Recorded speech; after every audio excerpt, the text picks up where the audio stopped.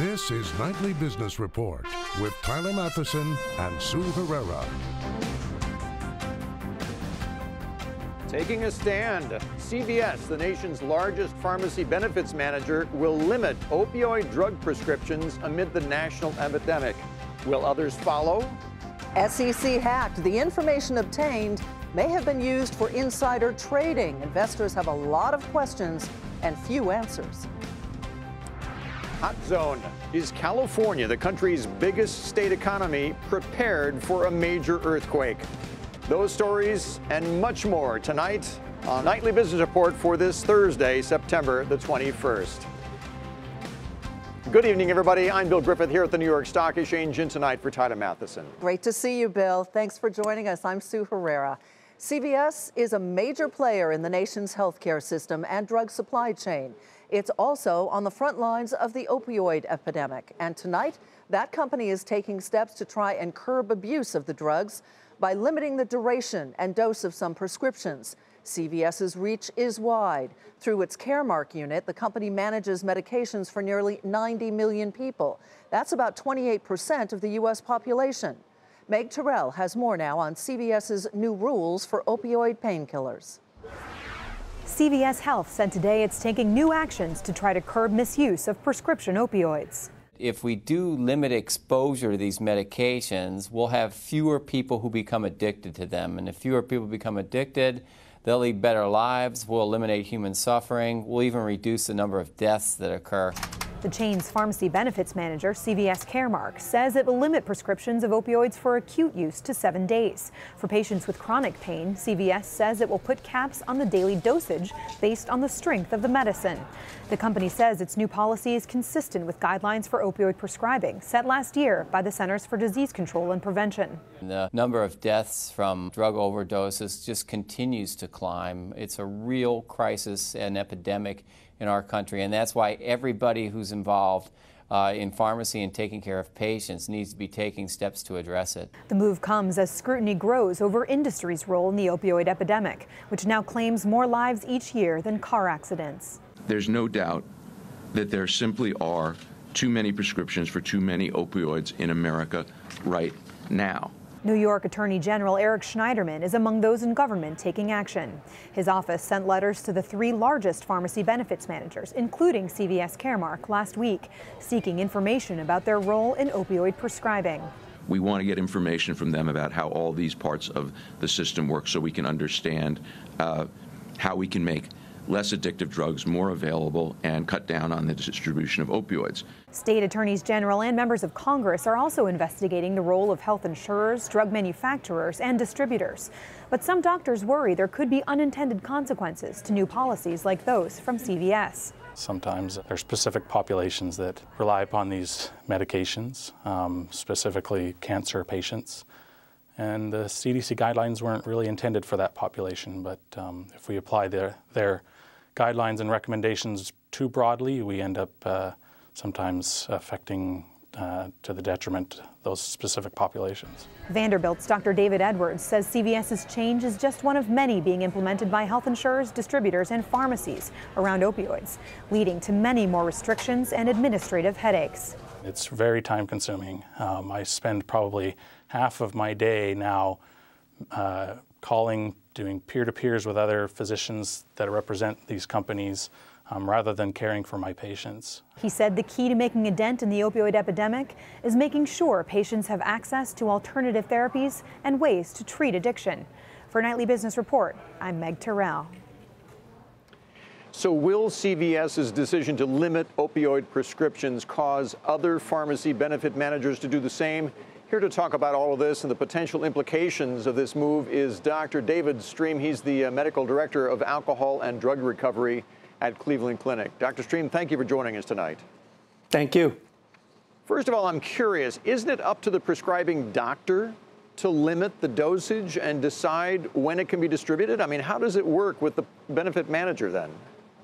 Well, I think it's really best when these sorts of decisions are made in a collaborative process with another very important element of that, and that's the patient.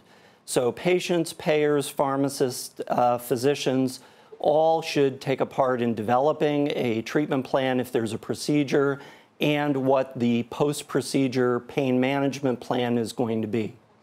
Doctor, full disclosure, I'm married to a doctor, so take that into consideration. But I think this, while we all applaud any attempt to get rid of the scourge of opioid addiction, it seems as though this may be extremely time-consuming for the pharmacist, who has to then liaison with the doctor. And a lot of doctors don't like to be challenged when they've written a prescription. They push back against that. Do you see this working or not? Well, good physicians need good pharmacists. I feel that very strongly, not just about the opiate prescribing issue. We need to have a good collaborative relationship with pharmacists with which we interact. And I think you're exactly right. The time that these interactions take will be the major cost of implementing these changes, not just for CVS, but for all healthcare providers on both sides of the, or on all sides of the patient. And the time element is going to be the most costly part of getting this horrendous opiate addiction epidemic under control. So to the first question we posed, CVS is trying this out. They want to limit the dosage and how it's distributed. Do you think other PBMs will follow? I think some will, but I think what's most important is that the policy not only focus on what the pharmacist will or won't do, but the emphasis on collaboration, and that how much time the pharmacist is going to need to spend collaborating with both the physician and with the patient to determine what the right pain management plan is, and whether it includes opiates or not is the most important and most costly part of this. And it's important that the time required for that is allowed and accounted for on both the pharmacy side, the benefit manager side, and the physician side. We will see how it works out. Dr. David Stream with Cleveland Clinic, thanks again for joining us tonight, sir. Thank you so much. To Wall Street now, where the Dow's 9-day win streak was snapped. Apple weighed on the index for a second day on concerns about internet connection issues with its Apple Watch. In fact, the stock is on track for its worst week ahead of a major product launch since 2007. The Dow Jones Industrial Average fell 53 points to 22,359. The Nasdaq was off 33, and the S&P 500 dropped 7. Today's small market moves are pretty common in this market, but that doesn't mean things are dull. Bob Pisani explains. The markets may not be as dull as you think they are. The low market volatility is making a lot of investors a bit crazy, but look beneath the hood and you will see a market that's showing healthy rotation and really no signs of breaking down, at least not now. In the past month, there have been big rallies in energy and material stocks, and biotech stocks and semiconductors have again reasserted market leadership. Even banks, which has been a huge underperformer all year, have been outperforming the market. Now, all of this is happening with the S&P 500 often just moving 4 or 5 points from its high to its low on an intraday basis. This has been going on for the last few weeks, and it wrongly makes it look like the market isn't doing anything. There's real dynamism in the market. It's just below the surface, and it really isn't captured if the only thing you're watching is the S&P 500. So I see two problems here. First, investors have gotten very used to investing in nothing but these index-backed ETFs, and they need to get their eyes off the S&P 500 and focus a little more carefully on the market nuances. Second, investors need to understand that there is no law that says the markets need heavy volume or high volatility to advance. As my old friend Laszlo Barini told me yesterday, if all you're going to do is just look at the S&P 500 and the volume, you're really not going to understand what's going on in the markets. Hey, by the way, when I talked with Laszlo Barini yesterday and I said, do you have any strategy for people who want to do a little stock picking without abandoning exchange-traded funds? He said a successful strategy for him was to buy the 9 biggest stocks in the S&P sub-indexes, but he said leave out telecom and utilities. So the 9 biggest in the group is Apple, Exxon, Johnson & Johnson, JP Morgan, GE, Procter & Gamble, and Amazon. And that holding an equal basket of those biggest stocks has produced a 22% return this year. That's pretty impressive. For Nightly Business Report, I'm Bob Pisani at the New York Stock Exchange. Elsewhere, Standard & Poor's has cut China's credit rating for the first time since 1999. The rating agency is citing risks from soaring debt in that country. Analysts say that the downgrade highlights challenges faced by communist leaders as they cope with slowing economic growth. President Trump announced new sanctions on North Korea and said China, North Korea's biggest trading partner, has ordered its banks to stop doing business with Pyongyang. China, their central bank, has told their other banks, that's a massive banking system, to immediately stop doing business with North Korea. This just happened. It's just reported. In addition to everything else, what we will do is identify new industries, including textiles, fishing, information technology, and manufacturing, that the Treasury Department can target with strong sanctions. The Treasury Secretary today said the U.S. plans to call on Russia to do more as well on the North Korean situation. In Mexico City, rescuers there continue to push through debris for signs of any life 2 days after that powerful earthquake rocked the city. The president of Mexico said that he has accepted offers of technical assistance now from the U.S., from Spain, Israel, Japan, and other countries. But that quake now has many Californians asking whether the U.S.'s biggest state economy is prepared should the proverbial big one hit. Jane Wells is in Los Angeles for us tonight. The brick facade has just collapsed. It's been decades since California experienced a major earthquake. 1994 in Los Angeles, 1989 in San Francisco. And while seismologists predict the West Coast is due for another big one in the next 30 years, Californians tend to ignore such predictions until a big one hits somewhere else, like Mexico City. Do you have earthquake insurance? Yes, but I just got it. Way too expensive. I can't afford it. I'm thinking of even getting some kind of like system to, store water. It's just, but the buzz is that you need to be prepared, and I want to be prepared. The U.S. Geological Survey says several areas of the country face potential significant damage from an earthquake, but California has the most faults. Billions have been spent strengthening bridges, and building codes have changed, but veteran seismologist Lucy Jones says it's not enough. Infrastructure especially, who thinks about the pipes in the ground? We don't want to spend money on that. It's out of sight, out of mind. And yet the resilience of those structures is the future of most communities. For example, if a magnitude 8+ quake ruptured along the southern end of the massive San Andreas Fault, research predicts hundreds of older buildings miles away in Los Angeles would collapse. Fires would create more death and destruction, and the region's main water supply would be damaged. They've been working on an early warning system like they have in Japan for years at a cost of around $40 million. Million, not billion. But it's only half done, not yet available to the public, and Congress is now debating whether to fund its completion. Such a system could send out an alert on cell phones, giving people at least a few seconds to duck and cover. And in the case of a quake along the San Andreas, residents in Los Angeles might get a full minute warning before the shaking starts there. All it takes is money. We've reached the point that earthquakes don't kill too many people, but it's much more of a threat to our pocketbooks at this point than it is to our lives. Just this week, a small Timblr in Los Angeles reminded everyone they live in earthquake country. Did you feel that? Yeah, did you feel it? Yes, here. We just had a little earthquake. And that unlike a hurricane, quakes come without warning, at least for now. For Nightly Business Report, Jane Wells, Los Angeles. Still ahead, this year's most powerful women in business. Who's on the list and who's not?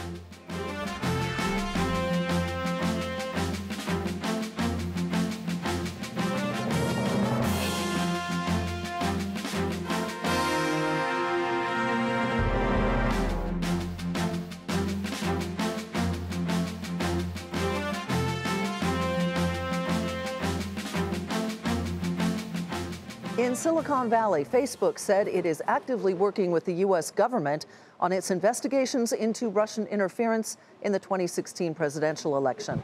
In a Facebook Live post, CEO Mark Zuckerberg said his company will provide 3,000 ads created by fake accounts linked to Russia and give them to Congress.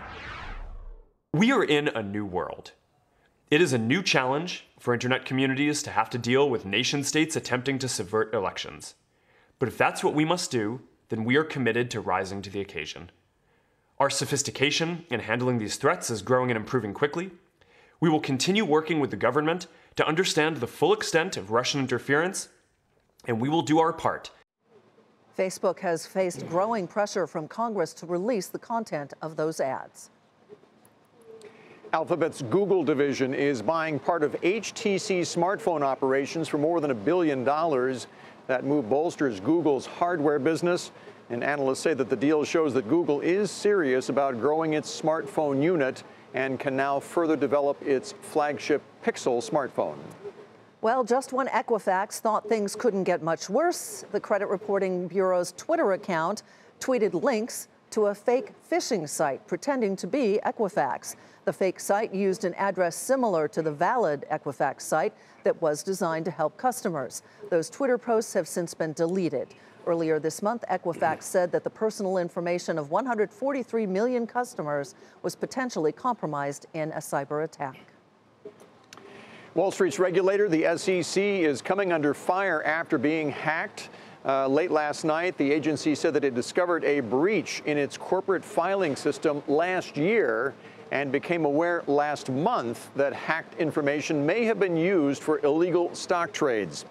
Eamon Javers is following this story for us tonight from Washington. Eamon, I said they discovered this last year. Why did it take so long for them to disclose this hack? You know, we've been asking the SEC exactly that all day, Bill, because that's the obvious question here. If you knew about it last year, why is it just coming to light today? SEC has not responded to us at all about this. They do say, however, that ultimately the vulnerability here was in a part of the Edgar system, which is where companies file documents for public disclosure. It's the part of that system that allows them to do that on a temporary basis, maybe tee those documents up for disclosure tomorrow or the next day. That was the weakness here. The SEC has disclosed at least that much, but they're not saying why it took them a full year or as much as a full year to really give these details out to the public. Have they said, though, what they did about it, if anything?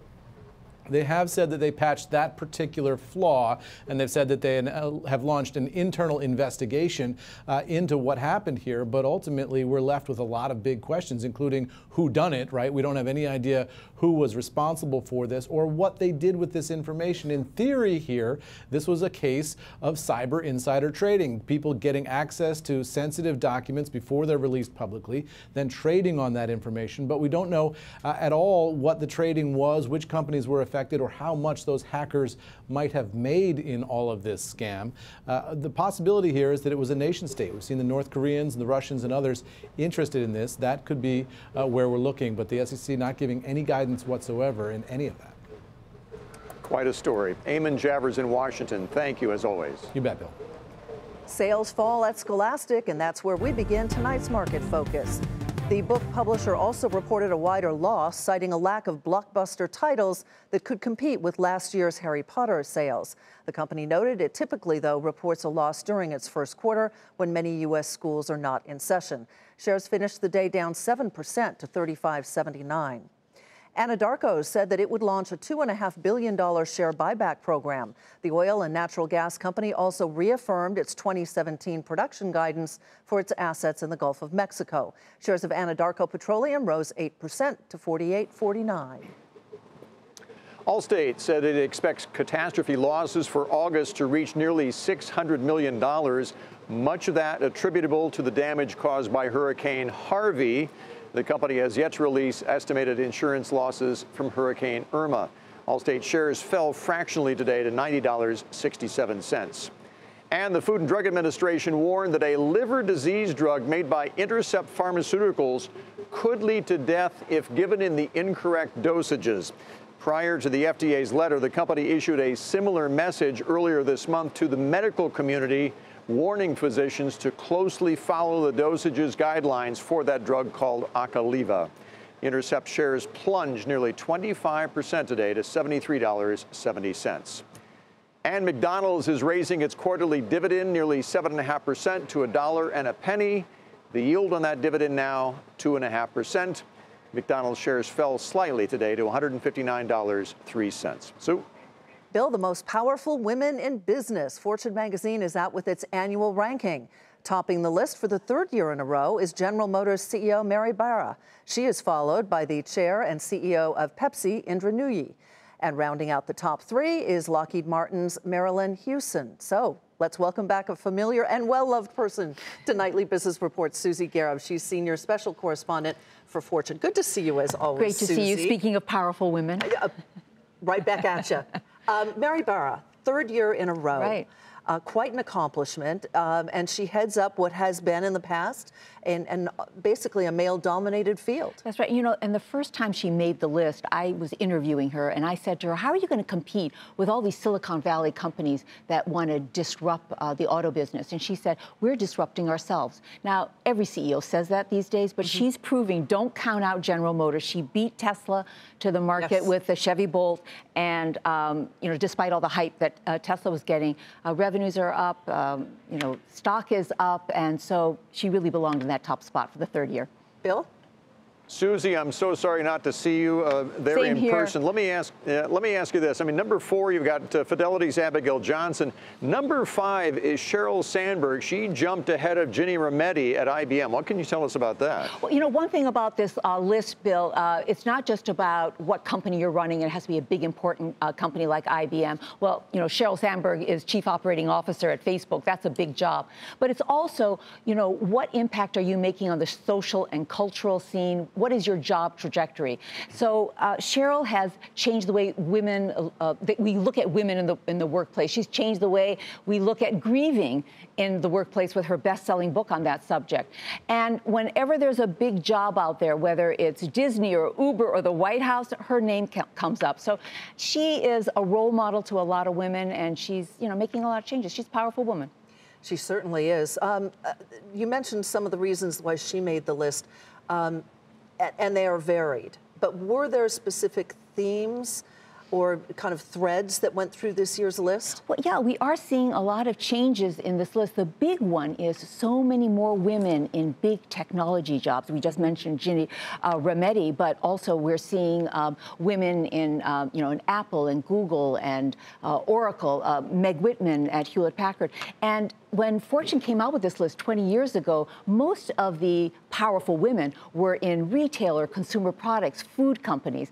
But now we're really seeing a big change in all of that. The other one is we're seeing a few more women of color. Geisha Williams, who's the CEO of the largest utility in California, PG&E. She's the first Latina. And there's also Indra Nooyi from Pepsi and from Home Depot and Anne-Marie McDonald. Excellent. Susie, always so good to see you. Same here. Thanks so much for joining us. Thanks, Bill. Bill, back down to you.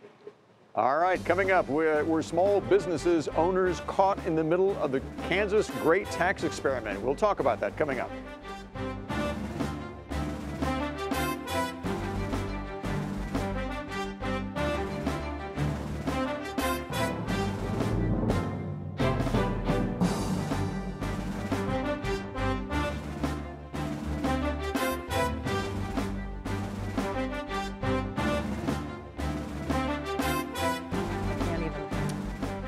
Back in 2014, you may know that Kansas undertook a great tax experiment, cutting taxes sharply, only to roll them back a few years later because of the big budget deficits that they caused.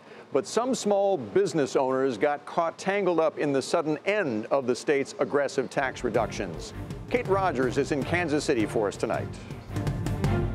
Shortly after Kelly McCracken launched her small business, Amazing Smiles of Kansas City, some 5 years ago, she was given a gift in the form of a tax break from the state, which was undergoing a real live experiment in tax reform. Governor Sam Brownback cut personal income tax rates and scrapped taxes altogether for pass-through businesses like McCracken's. She saved thousands of dollars and was able to reinvest in her startup due to the tax break. The realization is several thousands of dollars, which goes back into the business in the forms of hiring other small businesses to help with our website, do SEO, hire another employee, and most recently we made a durable equipment purchase. But the experiment didn't go as planned. The state wound up with a budget deficit in the billions, impacting its schools, roads, and pension systems. In June 2017, the state legislature reversed the cuts and made taxes retroactive for pass-throughs for the entire year. Not all small businesses thought the experiment was a success, even though they saved money. Carl Miller, owner of Lark Label in Wichita, said the tax break wasn't enough to make a difference to his bottom line. It was, like I said, it would have been a nice little pocket change, but I couldn't, for $1,200 or $1,400 a year, go out and hire a new employee. So it didn't affect us that way. The burden of taxes ranks a top 3 issue for small businesses around the country, according to the National Federation of Independent Business. But with President Trump pushing for a lower rate for pass-through businesses as a part of his overall reform package, critics of the experiment here in Kansas are saying the administration should proceed with caution. The upper left molar is the one that we have a watch on. Back at Amazing Smiles, with back taxes coming due, McCracken is figuring out what her next step should be. When just even a few $1,000s alters your usable income for the year, it greatly impacts these decisions that we made just months ago without the plan or knowledge that this was going to be coming, in the future. For Nightly Business Report, I'm Kate Rogers in Kansas City, Kansas. Finally tonight, Halloween is big business. A new report from the National Retail Federation puts spending this year at more than $9 billion, a new record. Shoppers plan to spend the most on, what else? Costumes, but candy's a close second. That does it for us tonight. I'm Sue Herrera. Thanks for joining us. I'm Bill Griffith. Have a great evening. We'll see you tomorrow.